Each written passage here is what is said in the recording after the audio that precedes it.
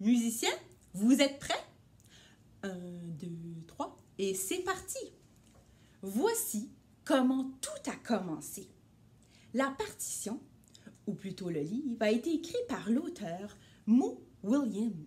C'est celui qui écrit les aventures d'Éléphant Rose et de Rosie, que tu connais sûrement bien. L'arrangement, ou plutôt les illustrations, sont de Amber Wren et de la maison d'édition Scholastique. Tout au long de la lecture du livre, je t'invite à suivre la partition de musique. Tu vois là ici les petites notes? Une partition, c'est la feuille où sont écrits l'air de la musique avec les notes. Un peu comme on écrit des mots sur un papier pour être capable de lire l'histoire. Une partition, c'est où on écrit les notes de musique pour être capable de composer ou de jouer plutôt la musique. C'est parti.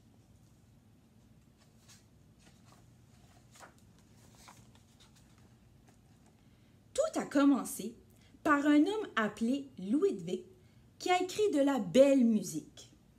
Ce qui a inspiré un homme appelé Franz qui en a composé lui aussi. Alors ici, on voit Franz Schubert qui est né en Autriche en 1797. Lui, il a été inspiré par le compositeur de musique classique Ludwig van Beethoven qu'on voit ici, qui est né en Allemagne en 1770. Savais-tu que Beethoven, il était sourd? Ça veut dire qu'il n'entendait pas. Oui, tu as bien compris. Imagine composer de la musique et ne pas être capable d'entendre. Mais comment est-ce qu'il faisait? On dit qu'il faisait jouer ses partitions par d'autres et qu'il se mettait sous le piano pour ressentir les vibrations. Intéressant, n'est-ce pas? Bien des années plus tard, des personnes ont voulu entendre la musique de Franz. Alors, elles ont formé un orchestre. Un orchestre, c'est un groupe de gens qui jouent des instruments pour faire des concerts, des spectacles. Un homme qui s'exerçait depuis son enfance a été invité à se joindre à l'orchestre. Est-ce que tu sais quel instrument de musique l'homme joue? Eh oui, tu as bien deviné, c'est le violon. Une femme qui avait étudié nuit et jour a été invitée, elle aussi, à jouer. De nombreux autres musiciens, passionnés et talentueux, ont joint les rangs de l'orchestre. Est-ce que tu es capable de nommer tous les instruments de musique que tu vois sur cette page? On a les timbales, qui fait partie de la famille des percussions. On a le violoncelle, qui fait partie de la famille des cordes, comme le violon. Ici, on a le basson, le cor et la flûte traversière, qui font partie de la famille avant, des instruments avant, parce qu'on doit souffler dedans. Quelqu'un a créé une affiche annonçant que la musique de Franz allait être jouée et des billets ont été mis en vente. Le train s'est arrêté devant la salle de concert et le chef d'orchestre en est descendu. Est-ce que tu suis toujours la partition des notes de musique d'une page à l'autre?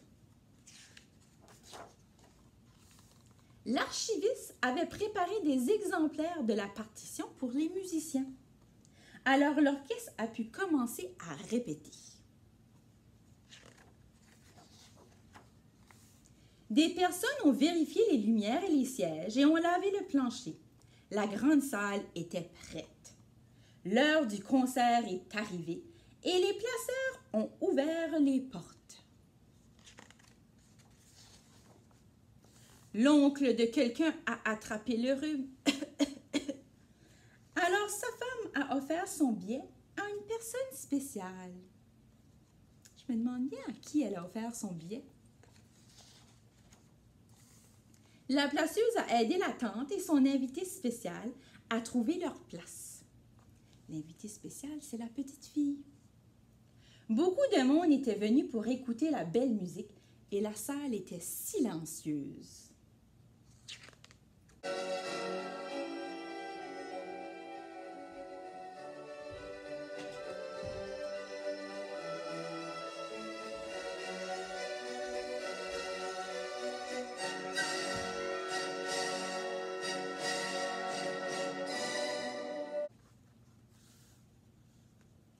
la rangée C, siège 14, la petite fille occupait la place de son oncle. Elle a entendu la belle musique écrite par l'homme nommé Franz Schubert et elle a été bouleversée. Elle a été émue, touchée par sa musique. La musique a changé sa vie. À partir de ce jour-là, la petite fille a appris tout ce qu'elle pouvait sur la musique. Pour alimenter sa passion, comme Franz, elle avait quelque chose à communiquer. Alors, elle a composé de la musique.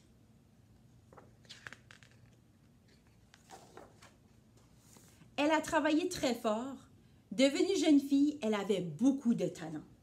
Elle avait aussi beaucoup de chance, car un soir, sa musique a été découverte.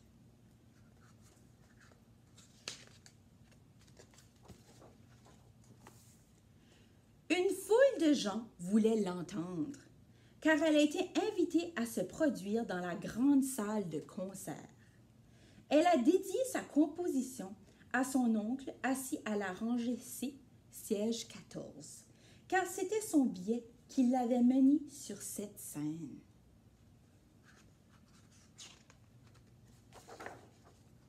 Ce soir-là, la vie de quelqu'un d'autre a changé. Voilà comment tout a commencé. Première mondiale, symphonie numéro 1 qu'elle a intitulée Le Rhume. Et mon histoire est finie. Et pour toi, comment tout a commencé? Quel compositeur, chanteur, groupe de musique ou quelle chanson t'a bouleversé, touché, t'a fait découvrir la beauté de la musique? J'ai bien hâte de t'entendre. Et maintenant, c'est le temps de ton cours de musique avec Chantal et Marc-André. Amuse-toi bien! Allô tout le monde!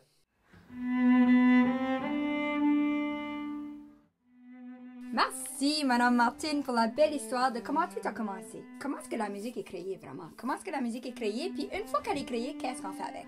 Puis nous autres, aujourd'hui, on va vous faire créer de la musique. Puis on va vous faire... Devenir des compositeurs et devenir des directeurs, des chefs d'orchestre. Dans l'histoire, on parle de deux compositeurs.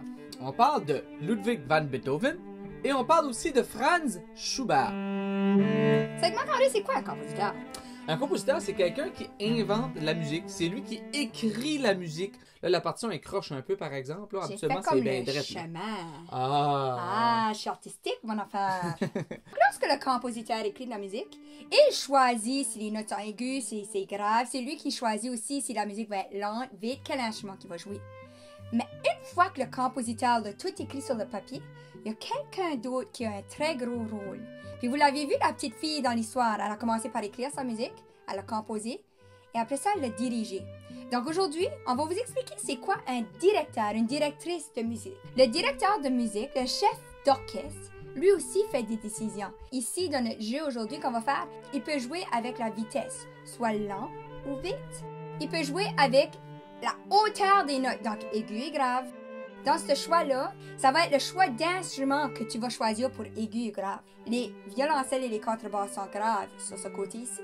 Puis on a les violons et les altos sur ce côté ici qui sont plus aigus. La troisième chose qu'on va contrôler aujourd'hui, c'est l'intensité du son. Donc, si c'est fort ou si c'est doux. Le chef d'orchestre, il suit vraiment les idées de la partition du compositeur. Mais comment fort qu'il va jouer, comment vite qu'il va jouer, comment lentement qu'il va jouer, le chef d'orchestre peut jouer avec ça. Maintenant, c'est le temps pour nos... Défis ensemble! Je sais pas c'est quoi l'affaire que je te pourrais dire là! Défi numéro 1! Alors, notre défi numéro 1 sera de composer une musique comme qu'est-ce que Beethoven et Schubert ont créé. Vous allez utiliser ce qu'on appelle le logiciel ou l'application qui s'appelle Songmaker, qu'on peut retrouver, encore une fois, dans la description de la vidéo ici en bas. Voici comment est-ce qu'on l'utilise. Marc-André vous explique vite. On commence par suivre le lien et ça nous apporte ici. Maintenant, il suffit de mettre des notes. On peut changer la vitesse, on peut changer aussi le bruit et mettre des percussions. Et on écoute.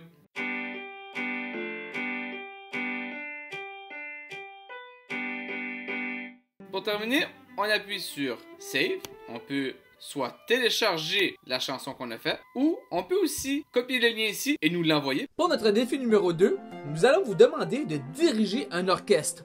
Wow! Comment ça faire ça? Tu vas utiliser une application qui s'appelle Semiconductor, qui est aussi dans Chrome. Faites attention, si tu as une tablette, bien important d'utiliser Safari au lieu d'utiliser Chrome parce que ça ne fonctionne pas bien avec Chrome sur une tablette. Puis il faut que ta tablette soit debout et non couchée.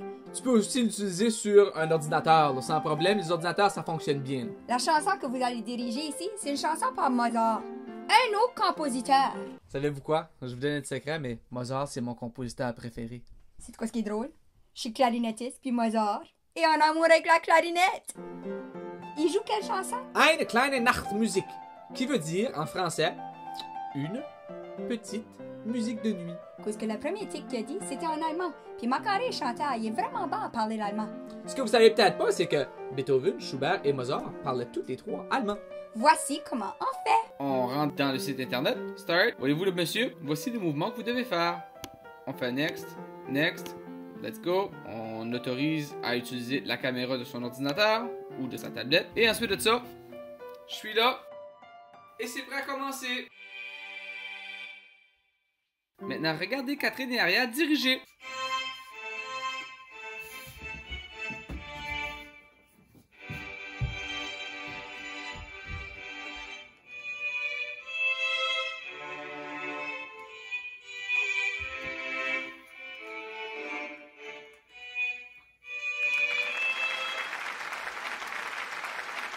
C'est aussi simple que ça. N'oubliez pas, c'est bien important d'utiliser la bonne mimique ou le bon mouvement. Donc, il faut vraiment faire aller nos bras de cette façon parce que sinon, l'ordinateur ne sera pas capable de lire tes mouvements. Faites comme Catherine et Aria et amusez-vous. N'oubliez pas de nous donner des pouces en l'air, de vous abonner, de placer un commentaire et aussi de nous envoyer vos vidéos de vous autres après diriger la chanson à Wolfgang Amadeus Mozart, mais aussi à nous envoyer vos compositions de Songmaker. On a hâte de voir votre travail. Merci, à la semaine prochaine.